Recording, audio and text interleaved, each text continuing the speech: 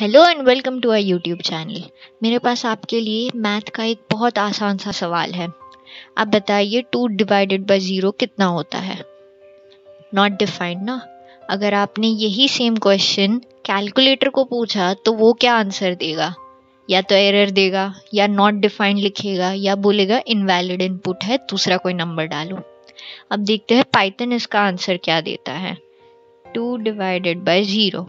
और यहाँ पे समझिए एग्जाम्पल के लिए मैंने एक और स्टेटमेंट प्रिंट करवा दिया, हेलो। Let's see. यहाँ पे आप देख सकते हैं कि एक एरर आ गया है कि 0 डिवीजन एरर, यानी डिवाइडेड बाय 0 नहीं हो सकता, और प्रोग्राम हमारा यहीं पे रुक गया। यानी कि process finish with exit code 1 आ रहा है हेलो के बदले, मतलब कि प्रोग्राम स्टॉप ही हो गया।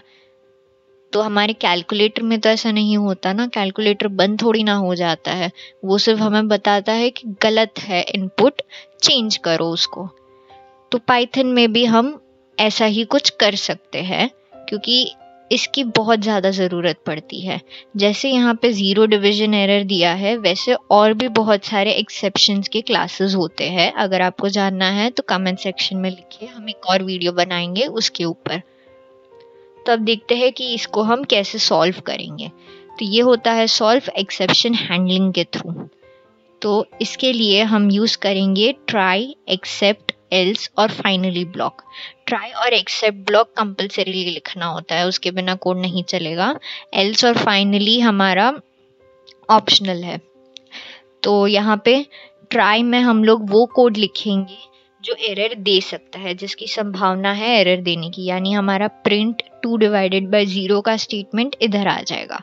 फिर एक्सेप्ट में हम वो लिख सकते हैं जो हमारे एरर को कैच करेगा, यानी हमें पता चलेगा कि ये एक्सेप्शन आ रहा है हमारे कोड को एग्जीक्यूट करके, तो उसके लिए हम क्या करेंगे।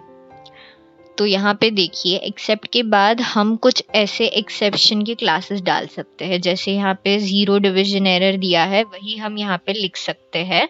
अगर एक से ज्यादा लिखना है तो ऐसे ब्रैकेट बना के कॉमा सेपरेटेड लिस्ट डालिए। मतलब अगर एक्सेप्शंस इनमें से कोई एक है तो इस हिसाब से उसको हैंडल करेंगे, यहाँ पे जो कोड आएगा वैसे। और आपको चाहिए तो फिर आप कोई भी मत लिखिए, यहाँ पे ये हटा ही दीजिए। तो मतलब वो हर तरीके की एरर को कैच करेगा। अगर आपके पास जो कोड है उसमें कोई एरर नहीं आया तो क्या एग्जीक्यूट करना है, वो एल्स पार्ट में आएगा। और फाइनली में आएगा कि जो बिना किसी एरर के या एरर के साथ भी कोड चला या ना चले तो भी ये पार्ट चलेगा।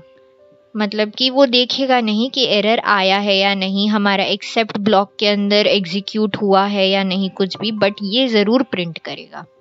तो अब देखते हैं हम हमारा 2 डिवाइडेड बाय 2 वाला प्रॉब्लम 2 डिवाइडेड बाय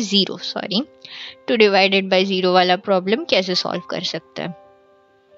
तो यहाँ पे देखिए हमने बनाया है एक ट्राई ब्लॉक, जिसके अंदर हमने हमारा वो स्टेटमेंट लिखा जिसमें एरर आने की संभावना है। उसके बाद हमने लिखा है एक्सेप्ट ब्लॉक। इधर हम लोग ने एक्सेप्शन का नाम लिख दिया 0 डिवीजन एरर। और उसके बाद हमने लिखा है हमारा एल्स ब्लॉक, यानी अगर कोड सही से चला बिना किसी एरर के, अगर डिवाइडेड बाय 0 नहीं लिखा इधर, तो ये प्रिंट होगा। और फाइनली यानी ये हमेशा ही प्रिंट होगा, एरर आए या ना आए।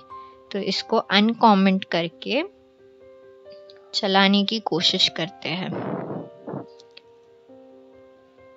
आई होप मैंने ऊपर वाले प्रिंट स्टेटमेंट हटा दिए हैं, नहीं हटाए हैं, फिर एरर देगा मुझे वरना।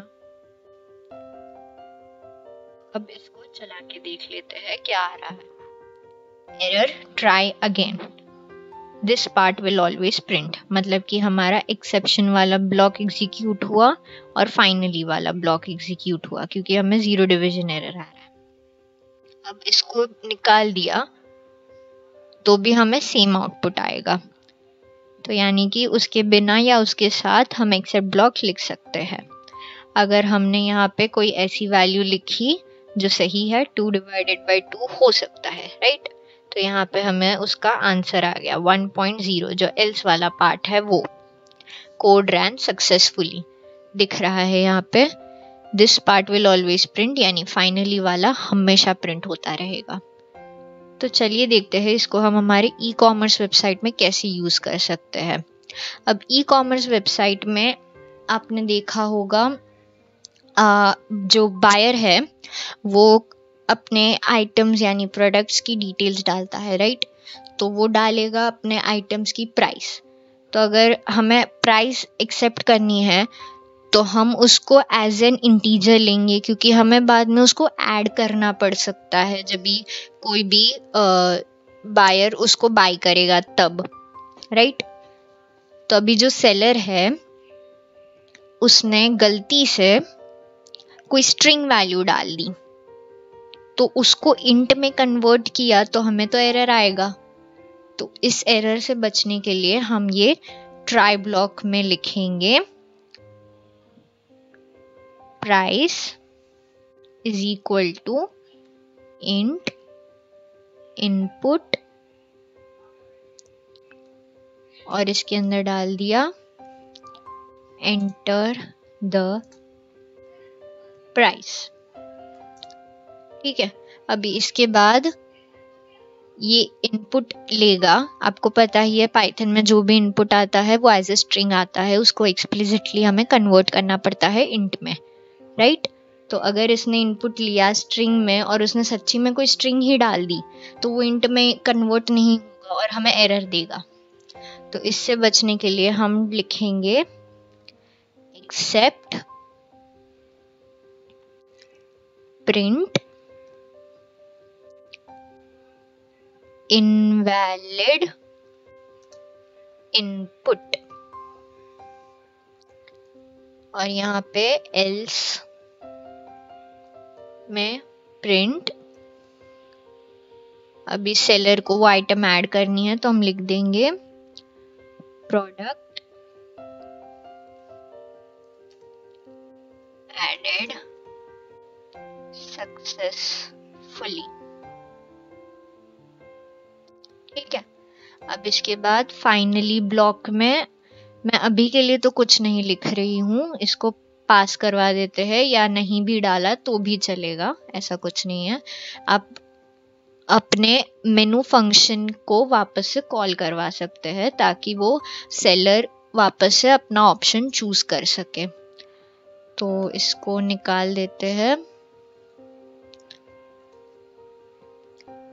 और अब इसको चलाने की कोशिश करते हैं।